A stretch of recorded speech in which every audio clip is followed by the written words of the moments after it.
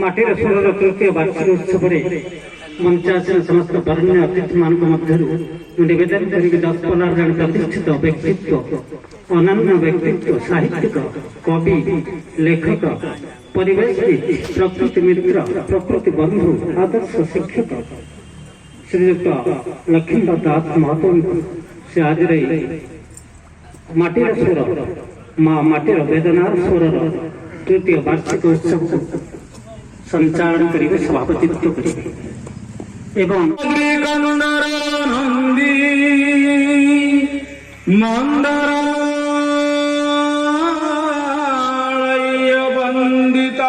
ନିଜର ସ୍ୱରକୁ କବିତା, ଗୀତ, ଆଲେଖ୍ୟ ମାଧ୍ୟମରେ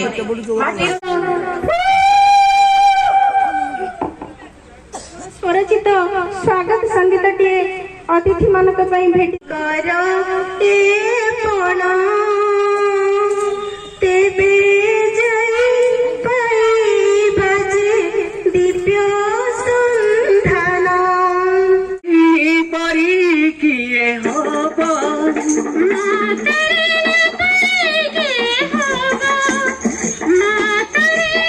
ବାର୍ତ୍ତା ଆଧାରିତ କ୍ରାନ୍ତିକାରୀ କବିତା ସୃଷ୍ଟି କରିବା ରଚନାବଳୀ ସମୂହ ରୁଚିପୂର୍ଣ୍ଣ ଓ ଶ୍ରୁତି ମଧୁର ତଥା ସରଳ ବୋଧଗମ୍ୟ ଭାଷାରେ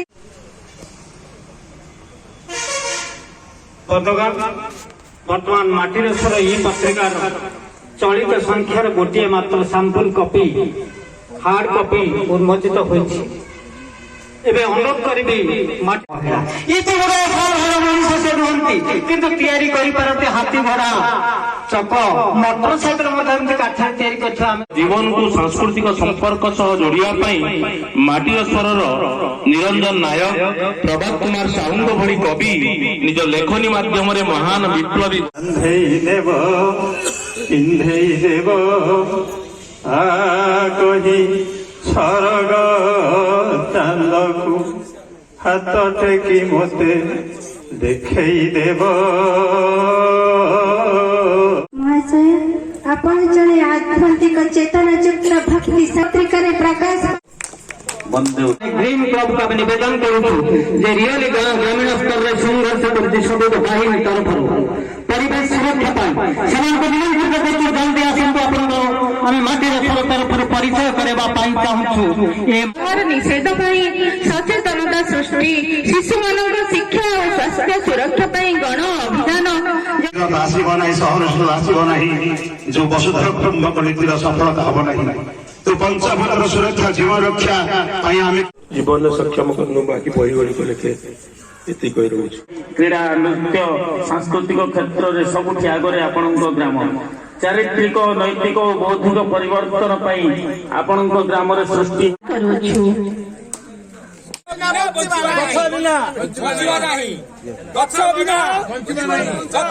ଜାରି ରଖିଛନ୍ତି ନିୟମଗିରିରେ ଆପଣ ସାଲିସବିହୀନ ସାମ୍ବାଦିକତା କ୍ଷେତ୍ରରେ ଆପଣ ଅନନ୍ୟ ବ୍ୟକ୍ତିତ୍ୱ। ଓଡ଼ିଶାର ବହୁ ପ୍ରତିଷ୍ଠିତ ସାହିତ୍ୟ ଭାଷୀ, ସମାଜସେବୀ ଓ ଅନେକ ସାହିତ୍ୟ ଅନୁଷ୍ଠାନର ଜନକ ହେଲେ ବି ଆପଣଙ୍କ ମନରେ ନାହିଁ ଅହଙ୍କାର। ତାଙ୍କର ପ୍ରତିବଦ୍ଧତା, ଦାୟବଦ୍ଧତା, ନିଷ୍ଠାପରତା, ସଂକଳ୍ପବଦ୍ଧ ଉତ୍ତରଦାୟୀ ଏବଂ ବିଶେଷ କରି ସ୍ୱଚ୍ଛତା ଏବଂ ପୂର୍ବକ ସମାଜ ଆଗରେ ଠିଆ କରାଇ ପାଣି ଭଣ୍ଡାରକୁ 250ରୁ ଉର୍ଦ୍ଧ୍ୱ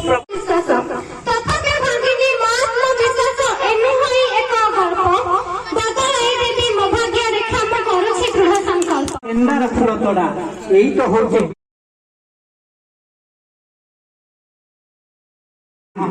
ମୁଁ ନିବେଦନ କରିବି ସେ ମାନପତ୍ର ପଢିବା ପାଇଁ ଅଞ୍ଜଳି ପ୍ରଭା ପଟ୍ଟନାୟକ ମହୋଦୟଙ୍କ ଝାରସୁଗୁଡ଼ାର ଛୁରୀ ସେଇଭଳିଆ ମନୋବୃତ୍ତିର ଭାଇ ମୋର ପ୍ରଭାତ। ସେ ସକାଳର ଖରା ଦେହରେ ପଡ଼ିଲେ କାଳେ ଔଷଧ କାମ ଦିଏ, ଠିକ ସେମିତି ପ୍ରଭାତ ଭାଇର ଇଏ ସକାଳ ଖରା ମାଟିର ସ୍ୱର ଆମ ପାଖରେ ପହଞ୍ଚିଲେ ଆମକୁ ଔଷଧ କାମ ଦବ।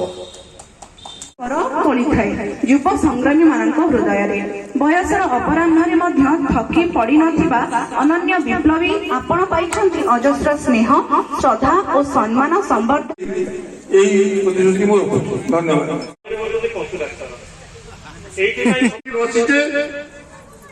आम घरे छाड़ी आसीथिबा पिलामानंकर भविष्यत पई आमे विराट विराट कोठा करिथिबा।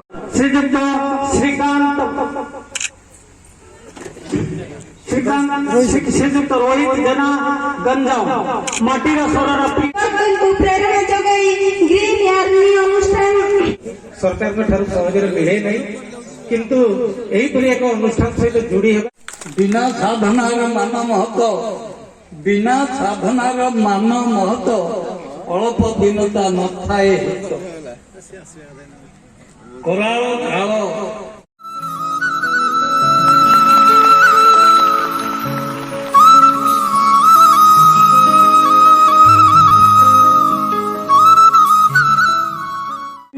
ଆମେ ସମସ୍ତେ ଭାରତ ମାତାର ସନ୍ତାନ।